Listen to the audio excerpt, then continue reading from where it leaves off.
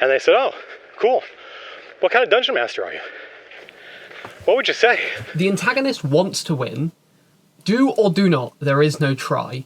And winning takes time, sacrifice, and not believing in the no-win scenario. Number 1, the antagonist wants to win. I'm guessing this one might seem a little obvious, but I want to make the case here. So, if you're anything like me, and I think you are based on what I'm seeing in the analytics, you probably play a lot of games like Rocket League, Counter-Strike, maybe Call of Duty, I guess, XCOM, those kind of games. And if you're anything like me, I'd rather drop 30 points in a game I win 16-14 in overtime where I make 3 clutches than in a game against 10 people who aren't even trying. And I think that's like an obvious thing to say to some people, but I don't think it's obvious in the TTRPG community, because to a lot of players, the fun is winning. They don't care really if it was like an exciting battle. In fact, I've met people who try to avoid that. In my past, when I used to run, I'd pull my punches a lot. I was really, really afraid of ruining the players' fun by making them fail. And I just realised, like, this is so silly. Why are we playing? If I pull my punches every time there's a fight, every time there's drama, why are we playing? And I really, really, really realised this when I was running a system called Monster Hearts, which is my favourite system to run. I don't like running it long term, but for a session, oh, it's so good.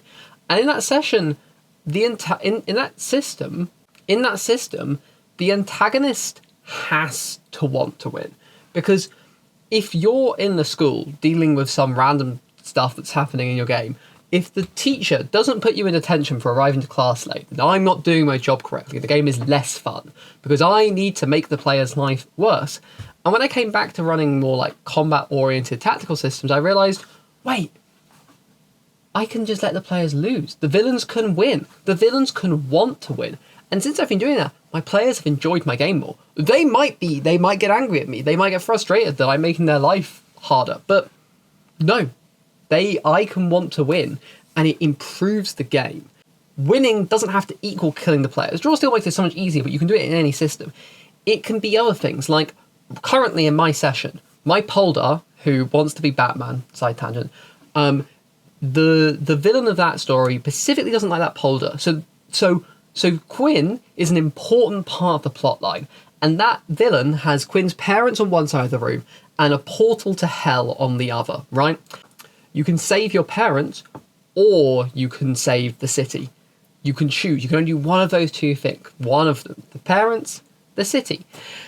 And, you know, that's cool, and the players are going to love it. And that's my job. The villain wants to win. They've been planning this. They've executed on it. They've baited the players in, and now they're in the little honey trap. Number 2, do or do not, there is no try. Once my players learn what it is, what they have to do, they have to do it, or they have to not do it. They don't get to sit on the fence. They don't get to, oh, I'll try a little bit of this, but I'm not going to commit. No. The villains will win. If you don't commit, if you don't stop them, if you don't come up with a plan to stop them, the villains are going to win. There is no try, there is only do or do not. It also means you don't have to ask permission in my game. You don't have to say, oh, can I do this? Oh, can I do that? No. You just do. You say, I'm going to do this. And unless there's something happening, like you've talked over another player or any of that stuff, you can do it. In freedom. I want you to do your cool stuff. I want to hear your cool stuff. Don't worry in my game about stepping on other people's toes, about hogging the spotlight. No. I will let you know if that's happening. You focus on doing or not doing. Don't worry about trying. I can set the stage. I can put the characters on the map. I can put the villain on the map. I can describe the world. I can set up the stakes. I can explain why the villain cares. But I'm not going to solve your problems for you. I'm not going to tell the players how to stop the villain. I'm not going to... There will be ways. I'll put stuff in there. There will be MacGuffins to collect and this kind of stuff. But I'm not going to tell the players that's how they solve the villain. The players are going to have to look for a way to solve the problem. And I know that sounds really obvious, but in so many games I've played, the DM kind of tells the players. The players will be discussing ideas, and when the players say the right ideas, the DM will go, oh, if you did that, this might happen. Well, the DM's just told the players how to solve the problem. No. I will let my players talk in hours. If they won't come up with their own plans, they won't do stuff. That's their problem. I bring the world. I bring the monsters. You bring the solutions, the energy, the ambition. Number 3, good things take time, sacrifice, and not believing in the no-win scenario. You know that villain I've set up? They know heroes exist. They know that the heroes are going to try and stop them. They've read the history books. They know heroes are around. They know people with magic are going to try and stop them. Might be other villains who try and stop them. So they are going to plan for that.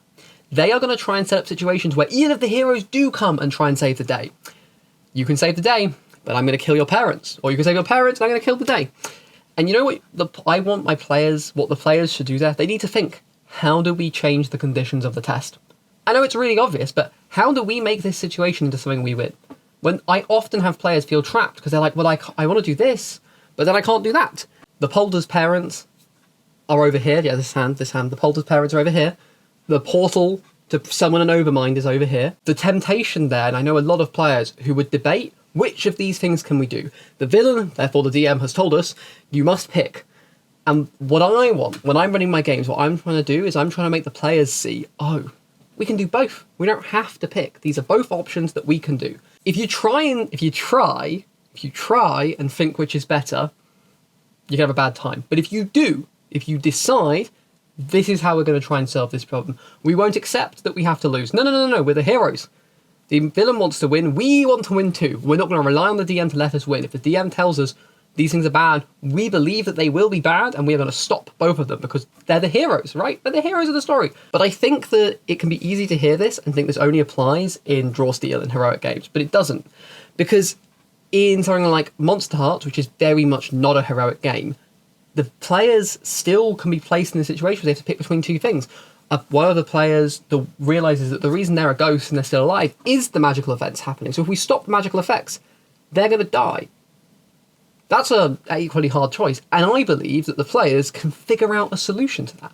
Can they take the magical power from the effect causing the world to be a bit weird and put it into the ghost to bring them back to life? Is it that the person died in this space, so actually when we leave it, their body will be fine and alive?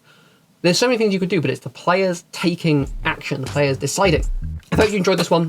This is a shorter one. I saw Matt's video yesterday and I was like, I want to make a reply to that. I want to say my thoughts. So I did this, right, it's a little bit faster. The next video will be the next in the How to Run This Adventure I Ran series, and I'm hoping that should be out Sunday. It'll be a longer video because it's a bigger adventure. If that sounds cool, subscribe, ring the bell, click the little bell. Again, click the little thing that says notify me of all the videos. That is what subscribe should do and should have done, but no, you have to go through all those steps. I don't make the rules. The next video, it should be up on Saturday morning for the UK people, or very, very early on Saturday morning for the Americans. If you're an American, right, and you see my video come out, you should go to bed, and I will remind you, because you should go to sleep, right, because that will be coming out very early in your morning. So if you're watching this very early in the morning, please go to sleep. You can finish this tomorrow, and you'll remember. But yeah, that's the short one. Have a great rest of your week, folks. See you on Saturday.